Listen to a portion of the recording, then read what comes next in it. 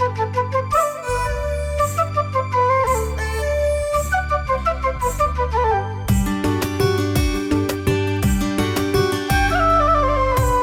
यो बदल्नु छ, सुरु गरौँ आफैबाट।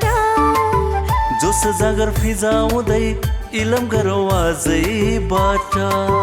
पर्दैन है विदेश जानु, आए गर्जन यही गरौँ। जानै परे राम्रोसँग बुझौँ अनि सिप सिकौँ। जीविका र समृद्धिको साझा अनि ताजा आधार। हाम्रो एउटै आराधना रोजगार हाम्रो सरकार, रोजगार हाम्रो सरकार। दर्शकवृन्द नमस्कार। कार्यक्रम रोजगार हाम्रो सरकारमा यहाँलाई हार्दिक स्वागत छ। कार्यक्रममा हामी रोजगारीका कुरा गर्छौँ, उद्यमशीलताका कुरा गर्छौँ, समग्रमा कामका कुरा गर्छौँ। कहिले स्वदेशभित्रकै रोजगारीको कुरा गर्छौँ, कहिले भने वैदेशिक रोजगारीको कुरा पनि गर्छौँ। किनभने लाखौँ युवाहरू रोजगारीको लागि विदेशमा छन्। यतिखेर हामी भन्ने गर्छौँ सकेसम्म स्वदेशमै रोजगारी अपनाऊ, यही उद्यमशीलता अपनाऊ, यही सम्भावनाहरू प्रशस्तै छन्। तर वैदेशिक रोजगारीमा जानै छ भने धेरै कुरा ध्यान पुर्याएर जाउँ, सिकेर जाउँ। त स्वदेशमै स्वरोजगारी अपनाउँ त हामी भन्छौँ, स्वरोजगारी कसरी अपनाउने त्यो उपाय पनि त हामीले बताउनु पर्यो। ती सम्भावनाहरू कहाँ कहाँ छन् त्यो पनि त हामीले खोज्नु पर्यो। हजुर, त्यसैले हामी यो कार्यक्रममा कहिलेकाहीँ भने स्वदेशमै स्वरोजगारी अपनाउन सकिने ती उपायहरूको, ती क्षेत्रहरूको खोजी पनि गर्ने गर्छौँ र प्रस्तुत गर्ने गर्छौँ। अनि त्यसै गरी स्वरोजगारी अपनाइरहेका केही युवाहरूका उदाहरण पनि प्रस्तुत गर्ने गर्छौँ। दर्शकवृन्द, त्यही क्रममा हामी यसपालि धादिङ जिल्लामा पुगेका छौँ। धादिङ जिल्लाको धुनीबेसी नगरपालिकाका 2 जना युवाहरूको सफलताको कथा आज हामी प्रस्तुत गर्नेछौँ, जसले हामीले पक्कै पनि प्रेरणा प्रदान गर्नेछन् अनि उत्साह पनि प्रदान गर्नेछन्। आउनुहोस् ती सफलताका कथाहरूतिर प्रवेश गरौँ। म चाहिँ 2058 सालमा मैले एसएलसी परीक्षा दिएँ। त्यसपछि मैले एसएलसी दिएपछि म 2 वर्ष काठमाडौँ बसेर पढेँ। 2 वर्ष काठमाडौँ 12को परीक्षा दिने बित्तिकै मलाई चाहिँ विदेश जाने रहर चल्यो।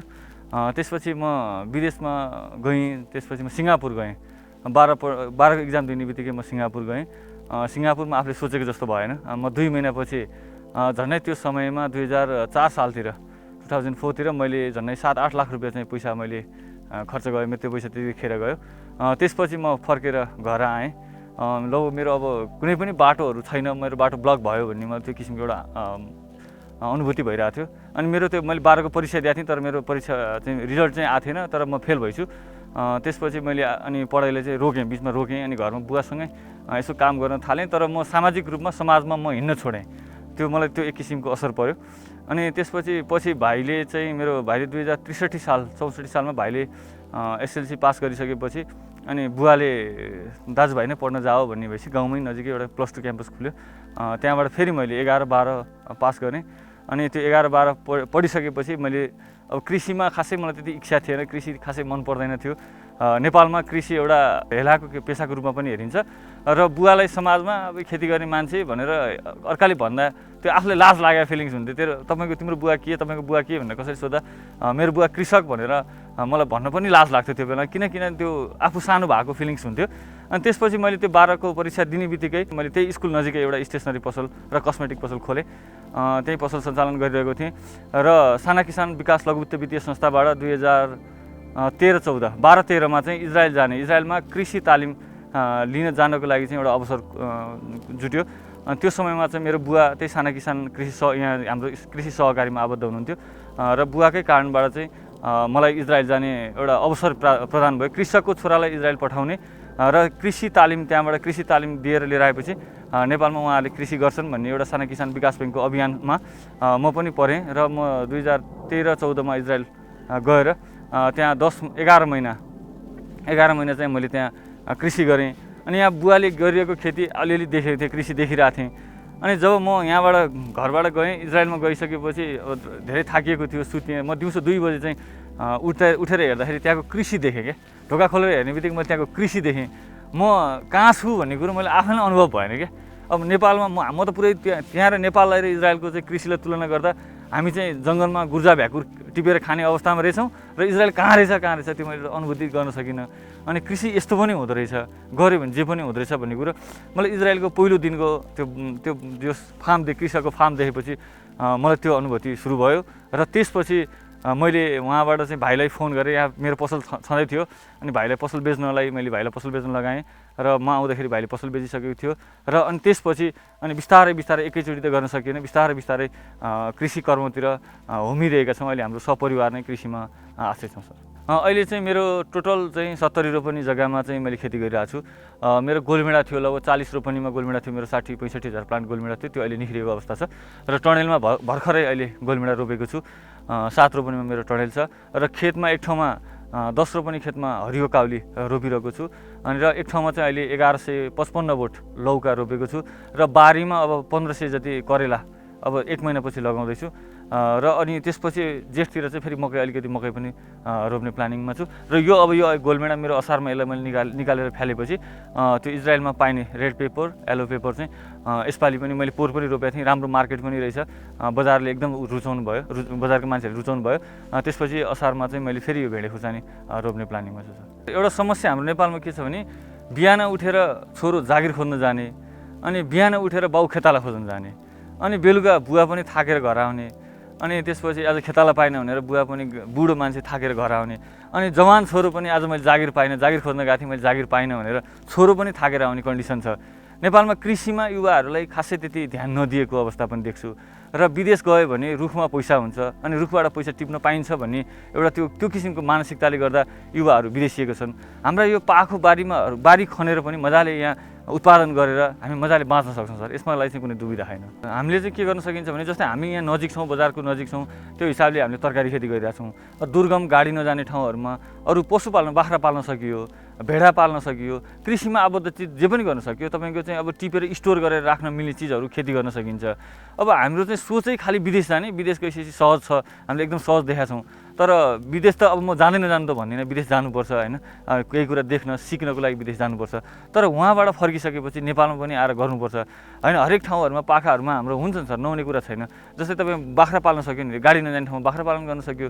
नेपालमा चाहिँ विदेशबाट त्यति खसीहरू आयात गरिरहेको छ, त्यसलाई त रोक्न सकिन्छ नि, त्यसलाई पनि हामीले पैसामा रूपान्तरण गर्न सकिन्छ सर। म पहिलादेखि किसान हो, अब बारीमा उसै सुक्खा खेती गरिन्थ्यो, काचेकुचु गरिन्थ्यो, अलिअलि आफ्नो व्यवहारको निवार गरिन्थ्यो। छोराछोरीलाई पढाइयो, अब जतिसक्ने पढाएर छिन्। अब उनीहरू कोही पहिला विदेश गए, बिग्रिए आए अनि अब कृषि गर्न थाले। कृषि गर्दा गर्दा ठिक छ नि, आफूलाई सघायो भन्दै अब फेरि यही टनेलो बनाउने भन्ने के गर्ने गरे। पहिला त के हो जस्तो लाग्थ्यो, अलिक डर पनि लाग्थ्यो आफूलाई। अनि अहिले आम्दानी देख्दाखेरि अहिले आफूलाई पनि छोराहरू घरमा बसे, छोरा बुहारी नाति नातिना घर वरिपरि बसेका छन्। छोरो विदेशमा गएको छ, कहिले आउँछ भनेर रुन नपर्ने, हाँसी हाँसी खान पाउने। अनि बिहान उठ्यो यसो गर उसो गर भन्यो, सिकाइदियो, गाली गर्नुपर्ने कुरा गालियो, सबै गराएर राम्रो काम भइरहेको छ। कृषिमा राम्रो छ, यतिकै राम्रो गरेर कृषिमा राम्रै हुन्छ आम्दानी। अनि पहिला देख्दाखेरि त के होला जस्तो लागेको थियो, अहिले त राम्रो आम्दानी छ। अब अहिले पनि बाबा जग्गाहरू राम्रो बनाउने, फराक बनाउने, पाटा ठुल्ठुलो बनाउने भन्ने यस्तो गरेर भर्खर मेसिन आउँदैछ, त्यो बनाउन लागेका छन्। अहिले त अब खेतीलाई राम्रो भइरहेको छ। अब यो यिनीहरू घर नबसेर विदेश गइदिए भए मेरो जम्मै जग्गा बाजो हुन्थ्यो कि म बुढाले के गर्थेँ र के हुन्थ्यो र। अब केही पनि हुँदैन थियो, देख्नु मात्रै। अब दुनियाँको त्यस्तै भइरहेको छ गाउँमा पनि, मेरो मात्रै होइन। मलाई चाहिँ साह्रै सन्तोष छ क्या, छोराहरू बसेर कृषि गरेर सबैलाई आइ भएर बसिरहेका छन्। दर्शकवृन्द, युद्ध प्रसादको यो कथा, यो प्रयास साँच्चै उदाहरणीय छ। पैसा कमाउनको लागि विदेश नै जानुपर्छ भन्ने छैन, आफ्नै वरिपरि बसेर सृजनशील काम गर्न सकिन्छ, कृषिमै केही गर्न सकिन्छ भन्ने उदाहरण युद्ध प्रसादले पेश गरेका छन्। त्यसैले उनकहाँ हेर्न आउने मान्छेहरूको पनि निकै धेरै भिड लाग्ने गर्छ र केही योजनाहरू पनि युद्ध प्रसादले बनाइरहेका छन्, जसले गर्दा उनलाई अझै धेरै व्यावसायिक बनाउँदैछन्। अब एकैछिन यही नगरपालिकाका अर्का एकजना कृषक कहाँ जाउँ। उनी स्वयं पनि विदेश बसिरहेका हुन्, इजरायल नै बसिरहेका हुन्, देवराज आचार्य। देवराज आचार्यले पनि यस्तै गरी प्रविधिको प्रयोग गरेर व्यावसायिक कृषि गरिरहेका छन्। देवराजकोमा के छ त, एकैछिन यो पनि हेरौँ न। म चाहिँ 2063 सालमा यहीँ खानीखोलामा एसएलसी गरेँ। त्यसपछि +2 पनि यहीँ पढेँ, खेती गर्दै पढियो। त्यसपछि अब खेतीबाट छुटकारा पाउनुपर्छ भनेर ब्याचलर गर्न चाहिँ काठमाडौँमा, ब्याचलर मैले काठमाडौँमा पढेँ।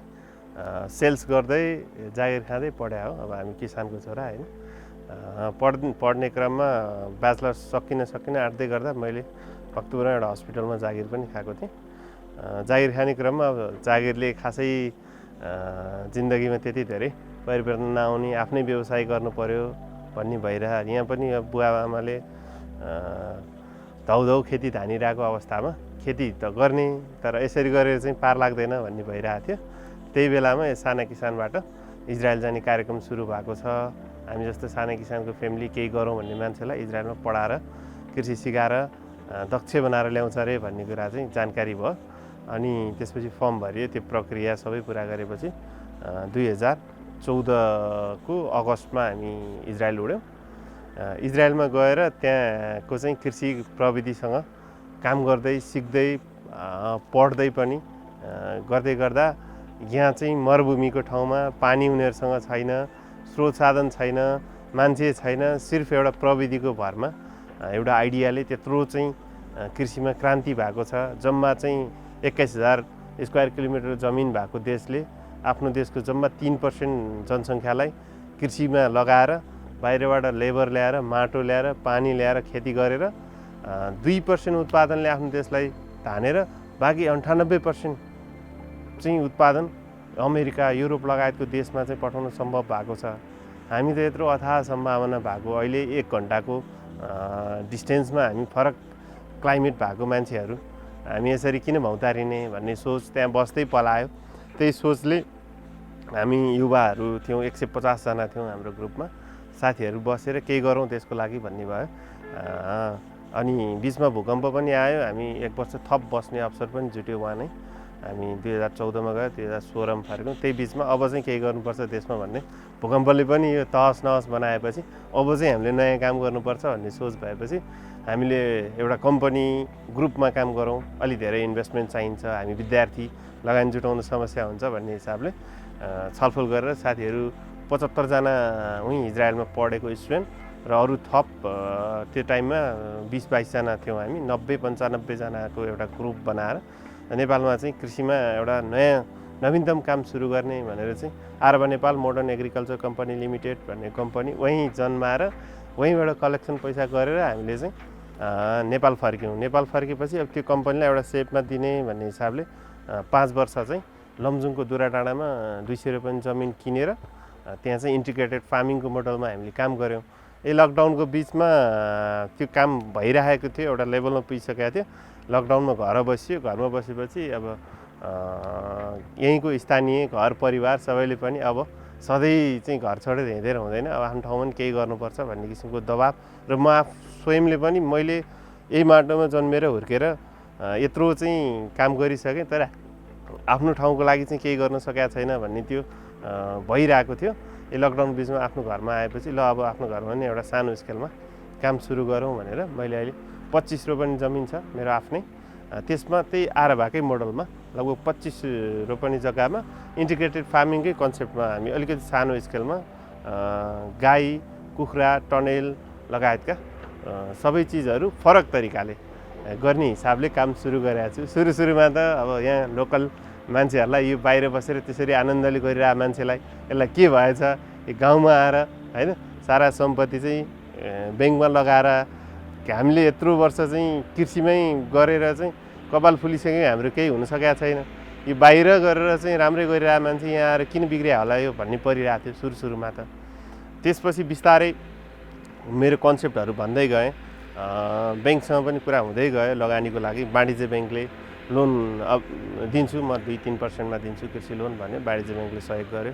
यो स्ट्रक्चर बनाउन कृषि ज्ञान केन्द्रले पनि सहयोग गर्नुभयो।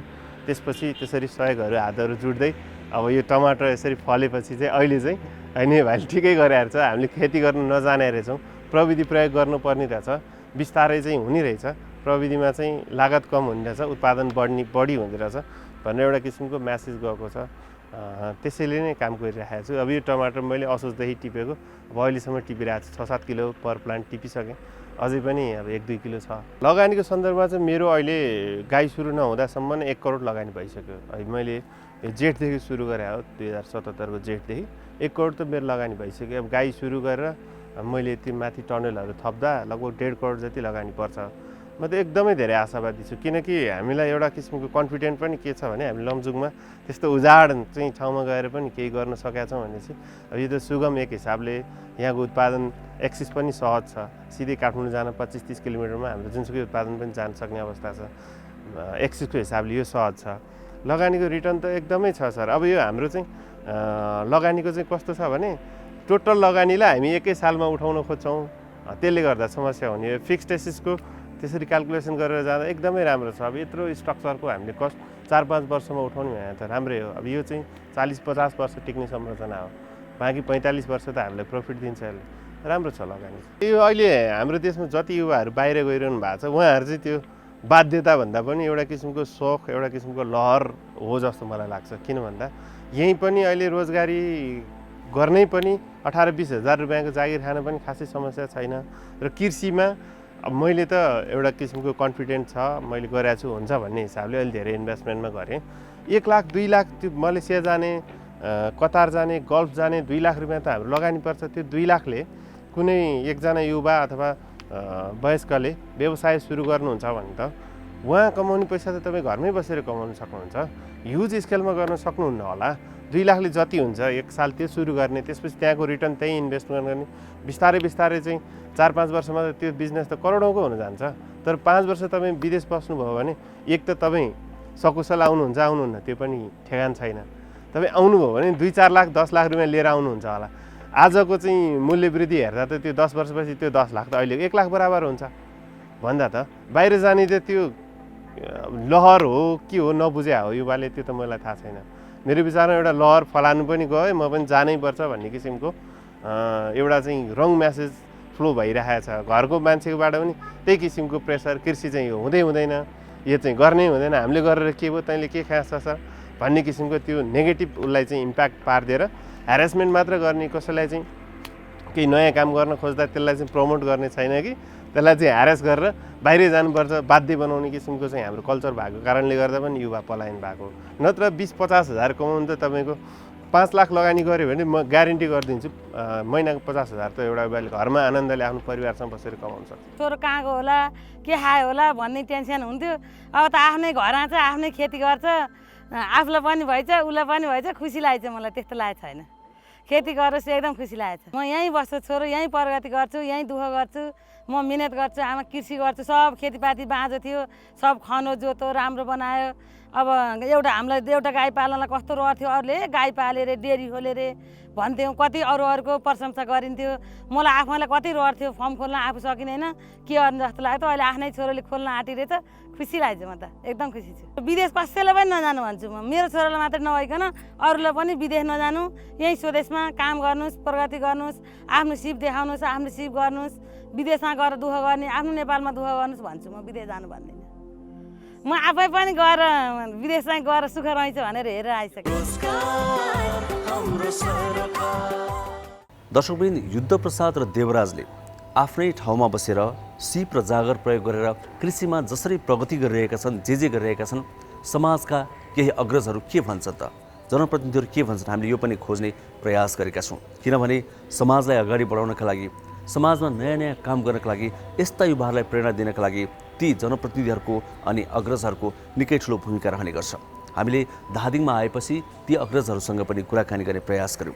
अग्रजहरूको नजरमा चाहिँ उहाँहरूले गरेको काम कस्तो छ त?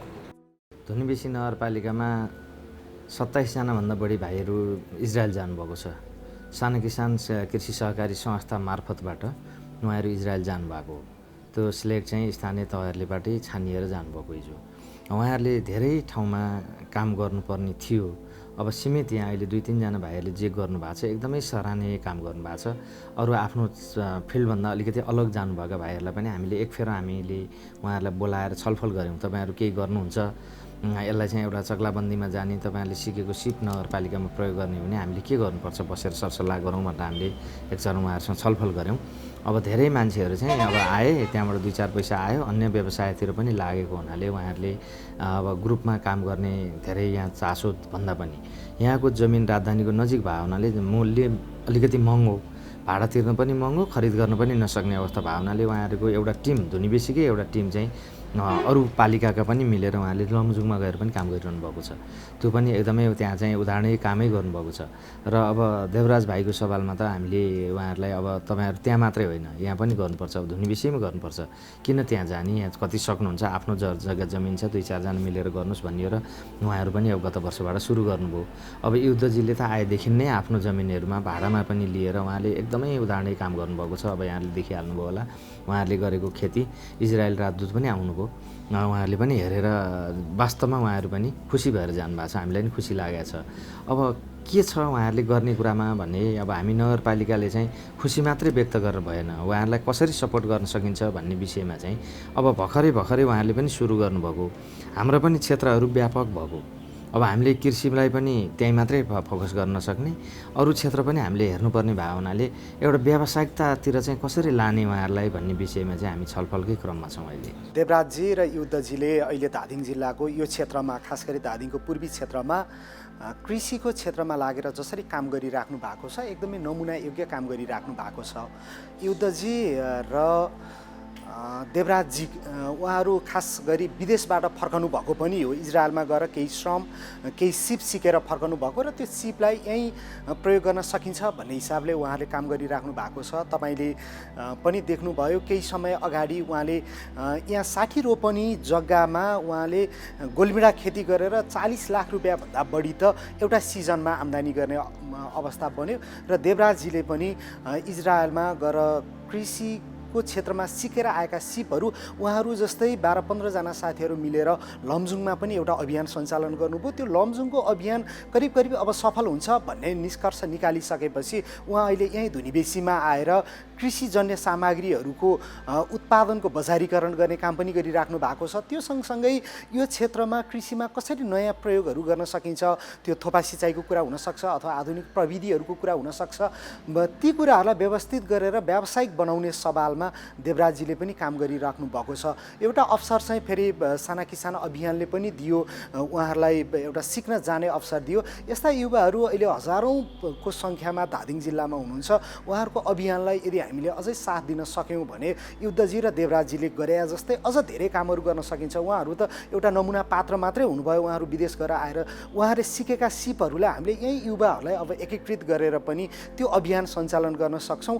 अब मैले भनिराख्नु पर्दैन, धादिङको यो क्षेत्र भने फेरि काठमाडौँमा कृषिजन्य तरकारीहरू खपत हुने दृष्टिकोणले करिब 25% यही क्षेत्रमा उत्पादन भएर काठमाडौँ जाने गर्छ। त्यसकारणले पनि कृषिको विकासको लागि यो क्षेत्र असाध्यै महत्त्वपूर्ण क्षेत्र हो। तर पछिल्लो समय खुलेका यो इँटा भट्टा लगायतकै उद्योग कल कारखानाहरूको कारणले गर्दा यहाँको कृषिजन्यकै उत्पादनमा प्रभाव पारिराखेको छ। तर युद्धजी र देवराजजीहरूले जस्तै अरू सयौँ युवाहरू यसै गरी अभियान चलाएर यहाँ काम गरिराख्नु भएको छ।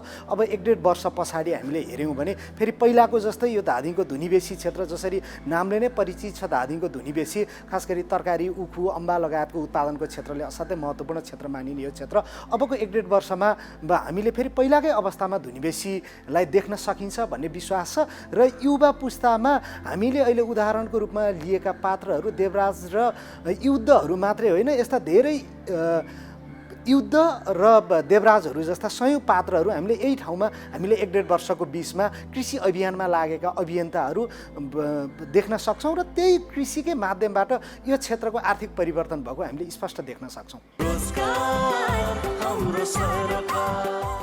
हो दर्शकवृन्द, सफलताको लागि इच्छा शक्ति हुनु पर्यो, निरन्तरता हुनु पर्यो अनि लगनशीलता पनि हुनु पर्यो। यदि यी कुराहरू भयो भने हामीले हाम्रै वरिपरि रहेका स्रोत साधन प्रयोग गरेर प्रगति गर्न सक्छौँ। आफ्नै ठाउँमा यही नै सुन फलाउन सक्छौँ भने किन विदेश गइरहनु रोजगारीका लागि? जुन कुरा यी युवाहरूले आज प्रमाणित गरेका छन्, जसका कथाहरू हामीले आज प्रस्तुत गर्यौँ। कार्यक्रम रोजगार हाम्रो सरकारमा हामी यस्तै कथाहरू बढी खोज्ने गर्छौँ पछिल्ला दिनहरूमा। त्यसो त हामीले सुरुवातमा वैदेशिक रोजगारलाई कसरी सुरक्षित, मर्यादित र व्यवस्थित बनाउने भनेर पनि केही जानकारीहरू प्रदान गर्यौँ, अहिले पनि प्रदान गर्छौँ।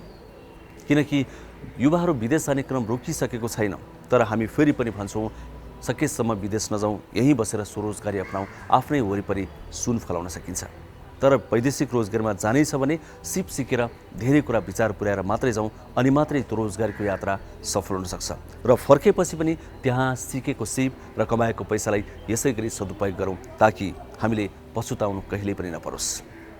आजलाई छुट्टिन्छौँ। अब हामी यो कार्यक्रम यहाँहरूले एनटिभी र एनटिभी इटहरीका पर्दाहरूमा अनि विभिन्न सामाजिक सञ्जालहरूमा पनि हेर्न सक्नुहुन्छ। हामीले स्क्रिनमा ती ठेगानाहरू देखाइरहेका छौँ।